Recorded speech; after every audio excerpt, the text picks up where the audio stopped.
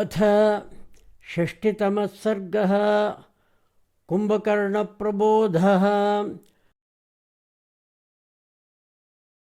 स प्रविश्य पुरीं लङ्कां रामबाणभयार्दितः भग्नदर्पस्तदा राजा बभूव व्यथितेन्द्रियः।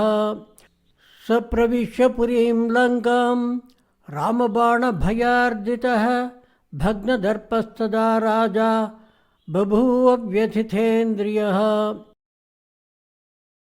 मातङ्गैव सिंहेन गरुडेनैव पन्नगः अभिभूतो भवद्राजा राघवेण महात्मना। ब्रह्मदण्डप्रकाशानां विद्युत्सदृशवर्चसां स्मरन् राघवबाणानां बिभ्यथे राक्षसेश्वरः।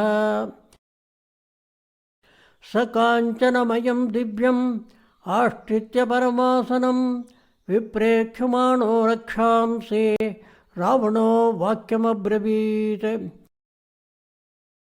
सर्वं तत्खलु मे मोघं यत्तप्तं परमं तपः यत्समानो महेन्द्रेण मानुषेणास्मि निर्जितः। इदं तद्ब्रह्मणो घोरं वाक्यं मामभ्युपस्थितं मानुषेभ्यो निजानीहि भयं त्वमिति तत्तथा। देवदानवगन्धर्वैः यक्षराक्षसपन्नगैः अवध्यत्वं मया प्राप्तं मानुषेभ्यो न याचितम्। विदितं मानुषं मन्ये रामं दशरथात्मजम् इक्ष्वाकुलनाथेन अनरण्येन यत्पुरा। उत्पत्स्यते हि मद्वंशे पुरुषो राक्षसाधमा यत्त्वां सपुत्रं सामात्यं सबलं साश्वसारथिम्। निहनिष्यति संग्रामे त्वां कुलाधम दुर्मते शक्तोऽहं देववत्या च यदा सा दर्शिता पुरा। सेयं सीता महाभागा जाता जनकनन्दिनी उमानन्दीश्चरश्चापि रम्भा वरुणकन्यका। यतोक्तास्तन्मया प्राप्तं न मिथ्या ऋषिभाषितम् एतदेवाभ्युपागम्य यत्नं कर्तुमिहार्हतः। राक्षसाश्चापि तिष्ठन्तो चर्या गोपुरमूर्धसो स चाप्रतिमगम्भीरो देवदानवदर्पः।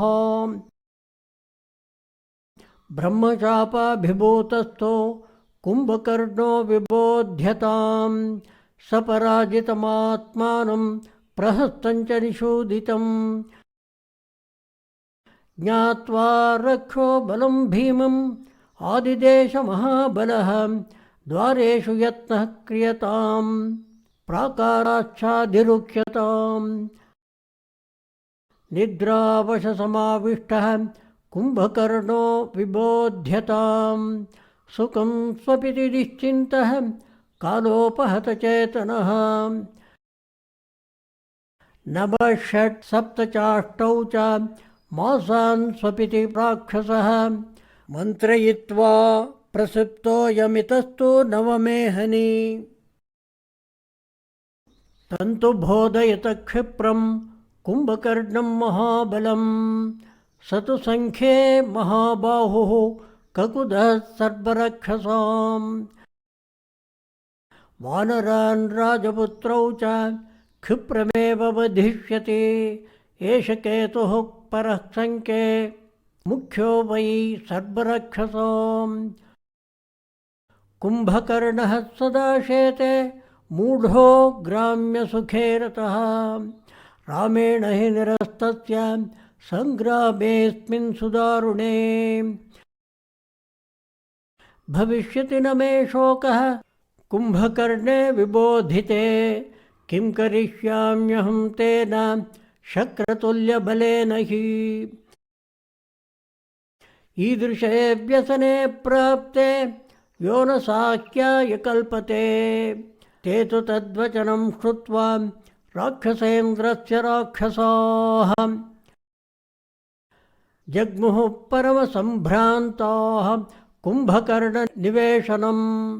ते रावणसमादिष्टां मांसशोणितभोजनाः गन्धमाल्यां तथा भक्षान् आदाय सहसा ययुः तां प्रविश्य महाद्वारां सर्वतो योजनायताम्। कुम्भकर्णगुहां रम्यां सर्वगन्धप्रवाहिनीं कुम्भकर्णस्य निःश्वासाद् अवधूता महाबलाः प्रतिष्ठमानाः कृच्छ्रेण यत्नात् प्रविविशुर्गुहां तां प्रविश्य गुहां रम्यां शुभां काञ्चनकुट्टमां ददृशुर्नैरृतर्व्याघ्रं शयानं भीमदर्शनं। ते तु तं विकृतं सुप्तं विकीर्णमिव पर्वतम्। कुम्भकर्णं महानिद्रं सहिता प्रत्यबोधयन् ऊर्ध्वरोमाञ्चिततनुं श्वसन्तमिव पन्नगम्। त्रासयन्तुं महाश्वासैः शयानुं भीमदर्शनं भीमनासापुटं तन्तो पातालविपुलाननं।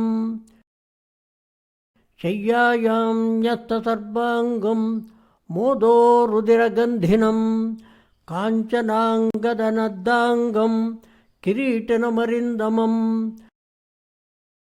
ददृशुर्नैऋतव्याघ्रं कुम्भकर्णं महाबलं।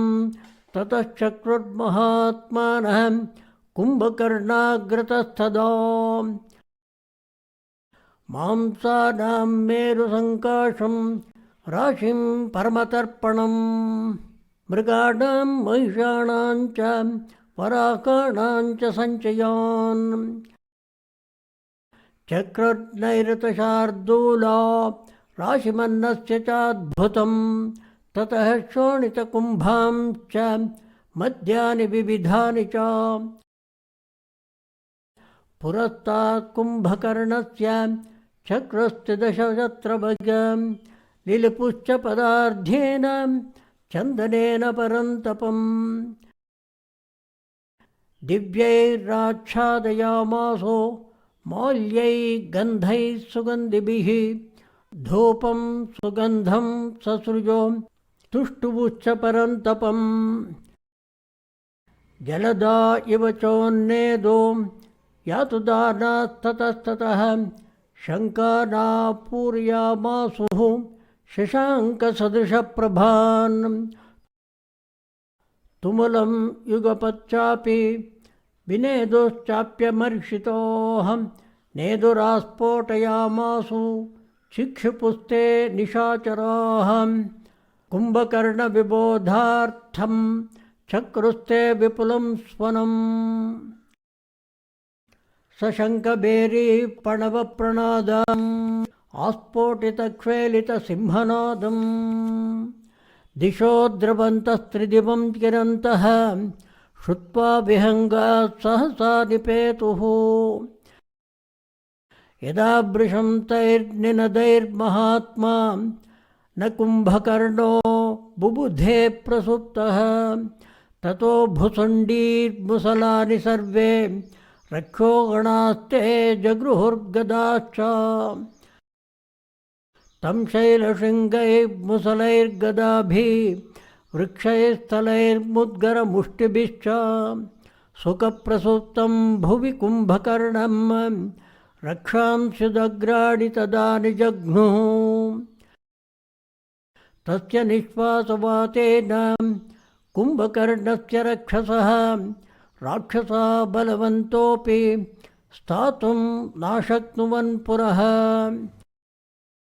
ततः परिहिता गाढं राक्षसा भीमविक्रमाः मृदङ्गपणवान् भैरीः शङ्खकुम्भगणांस्तदा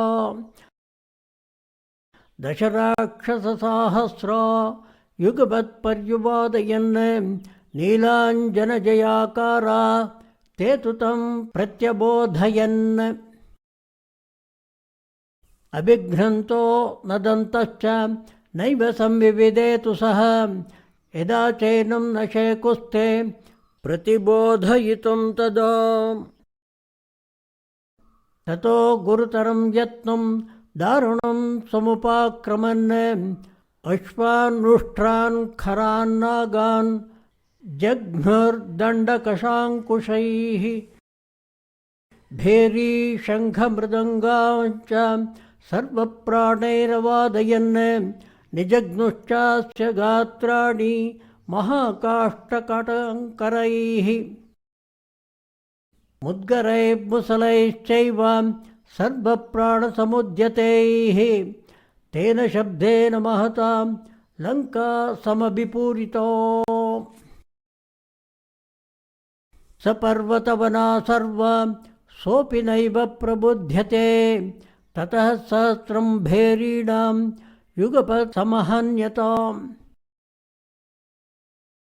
मृष्टकाञ्चनकोणानाम् आसक्तानां समन्ततः एवमप्यतिनिद्रस्तु यदा नैव प्रबुध्यते शापस्य वशमापन्ना ततः क्रुद्धा निशाचराः महाक्रोधसमाविष्टाः सर्वे भीमपराक्रमाः तद्रक्षो बोधयिष्यन्ता चक्रुरन्ये पराक्रमम् अन्ये भेरीः समाजघ्नु अन्ये चक्रुर्महास्वनम् केशान्नन्ये प्रलुलुपुः कर्णावन्ये दशन्ति च उदकुम्भशतान्यन्ये समसिञ्चन्त कर्णयोः न कुम्भकर्णः पस्पन्दे महानिद्रावशङ्गतः अन्ये च बलिनस्तस्य कूटमुद्गरपाणयः मूर्ध्नि वक्षसि गात्रेषु पातयन् कूटमुद्गरान् रज्जुबन्धनबद्धाभिः शतघ्नीभिश्च सर्वतः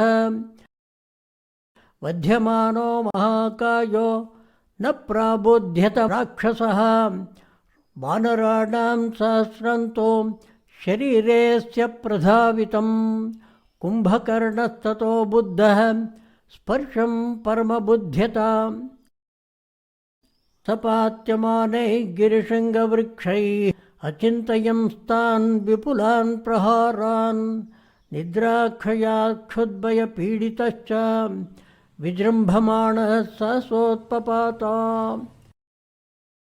स नागभोगाचलशृङ्गकल्पौ विक्षिप्य बाहू गिरिशृङ्गसारौ विवृत्य वक्रं वडभामुखाभं निशाचरोऽसौ विकृतं जिझुम्बे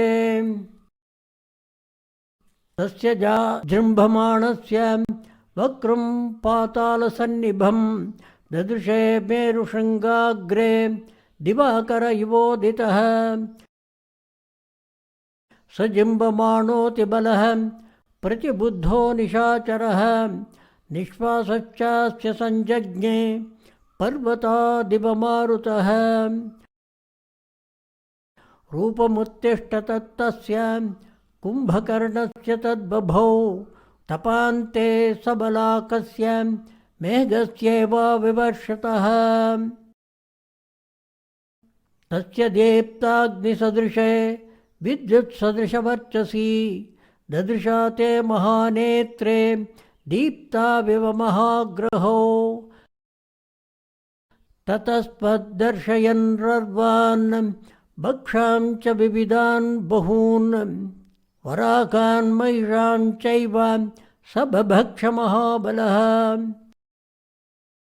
अदन् बुभुक्षितो मांसं शोणितुं त्रिषितः पिबन् मेधः कुम्भां च मद्यं च पपौ शक्रुरिपुस्तदो ततस्तृप्त इति ज्ञात्वा समुत्पेतुर्निशाचराः शिरोभिश्च प्रणम्यैनं सर्वतः पर्यवारयन् निद्राविशदनेत्रस्तु कलुषीकृतलोचनः चारयन् सर्वतो दृष्टिं तान् ददर्श निशाचरान् स सर्वान् सान्त्वयामास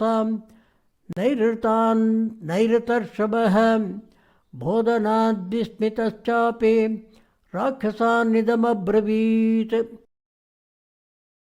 किमर्थमहमादृत्य भवद्भिः प्रतिबोधितः कच्चित् सुकुशलं राज्ञो भयं वा नेह किञ्चन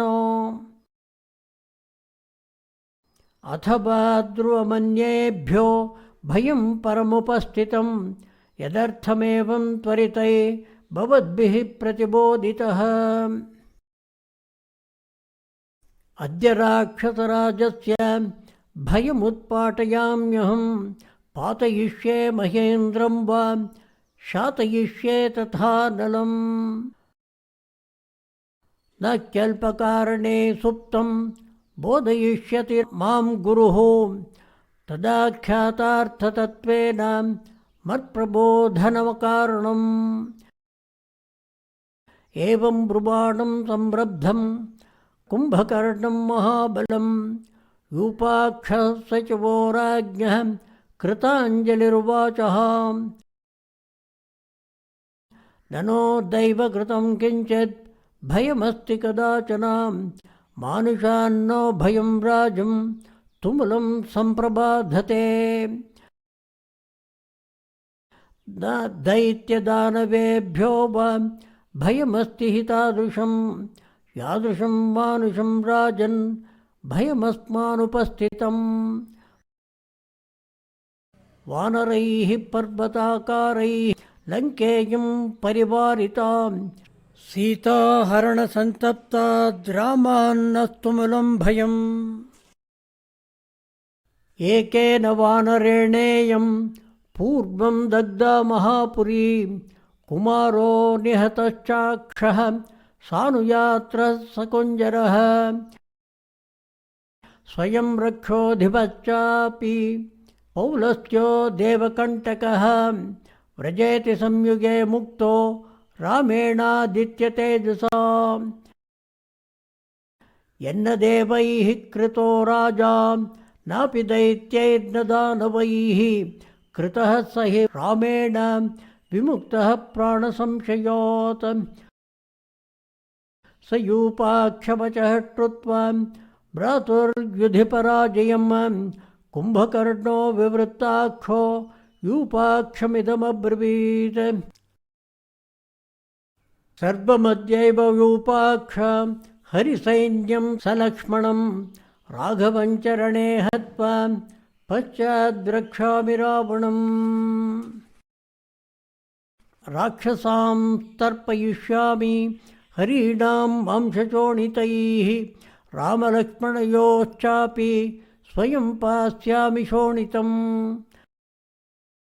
तत्तस्य वाक्यं ब्रुवतो निशम्य सगर्भितं रोषविवृद्धदोषं महोदरो नैरृतयोधमुख्यः कृताञ्जलेर्वाक्यमिदं बभाषे रावणस्य वचः श्रुत्वा गुणदोषौ विमृश्य च पश्चादपि महाबाहो शत्रून् युधि विजेष्यसि महोदरवचः श्रुत्वा राक्षसैः परिवारितः कुम्भकर्णो महातेजाः सम्प्रतस्ते महाबलः तं समुत्थाप्य भीमाक्षं भीमरूपपराक्रमं राक्षसास्त्वरिता जग्मुर्दशग्रीवनिवेशनम् ततो गत्वा दशग्रीवम् आसीनं परमासने ऊचुर्बद्धाञ्जलिपुटाः सर्व एव निशाचराः प्रबुद्ध्य कुम्भकर्णोऽयं भ्राता ते राक्षसर्षभा कथं तत्रैव निर्यातो द्रक्ष्यस्यैनमिहागतम् रावणस्त्वब्रवीद्दृष्टो राक्षसांस्तानुपस्थितान् द्रष्टुमेनमिहेच्छामि यथा न्यायं च पूज्यताम् तथेत्युक्त्वा तु ते सर्वे पुनरागम्य राक्षसाः कुम्भकर्णमिदं वाक्यम् ऊचु रावणचोदितोः द्रष्टुं त्वां काङ्क्षते राजा सर्वराक्षसपुङ्गवः गमने क्रियतां बुद्धे भ्रातरं सम्प्रहर्षय कुम्भकर्णस्तु दुर्दर्शो भ्रातुराज्ञाय शासनं तथेत्युक्त्वा महाबाहुः सेनाद् उत्पपातः प्रक्षाल्यवदनं हृष्टः स्नातः परमभूषितः पिपासुस्वरयामास पानं बलसमीरणम् ततस्ते त्वरितास्तस्य राक्षसा रावणाज्ञयां मद्यकुम्भां च विविधान् क्षिप्रमेवोपहारयन् पीत्वा गढसहस्रे द्वे गमनायोपचक्रमे ईषत्समुत्कटो मत्ता तेजो बलसमन्वितः कुम्भकर्णो बभौ हृष्टः कालान्तकयमोपमः भ्रातुः सभवनं गच्छन् रक्षो गणसमन्वितः कुम्भकर्णः पदन्यासैः अकम्पयत मेदिनीम् स राजमार्गं वपुषा प्रकाशयन् सहस्ररश्मिर्धरणीमिवांशुभिः जगाम तत्राञ्जलिमालयावृतः शतक्रतुर्गेहमिव स्वयंभुवः तं राजमार्गस्थममित्रघातिनं वनौकसस्ते सहसा बहिस्थितोः दृष्ट्वा प्रमेयं गिरिशृङ्गकल्पं वितत्र सुस्ते हरियूतपालाः केचित् शरण्यं शरणं स्मरामं व्रजन्ति केचिद्व्यथिताः प्रचन्ति केचिद्दिशस्मद्व्यथिताः प्रयान्ति केचिद्भयार्था भुवि केरते स्म तमदृशृङ्गप्रतिमं किरीटिनं स्पृशन्तमादित्यमिवात्मतेजसा वनौकसः प्रेक्ष्य विवृद्धमद्भुतं भयार्दिताद्दुद्रुविरे ततस्ततः तमदृशृङ्गप्रतिमं किरीटिनं स्पृशन्तमादित्यमिवात्मतेजसा वनौकसः प्रेक्ष्य विवृद्धमद्भुतं भयार्दिताद्दुद्रुविरे ततस्ततः इति श्रीमद् रामायणे युद्धकाण्डे षष्टितमः सर्गः श्रीसीतालक्ष्मणभरतशत्रुघ्नसमेत श्रीरामचन्द्रपरब्रह्मणे नमः। ओम्।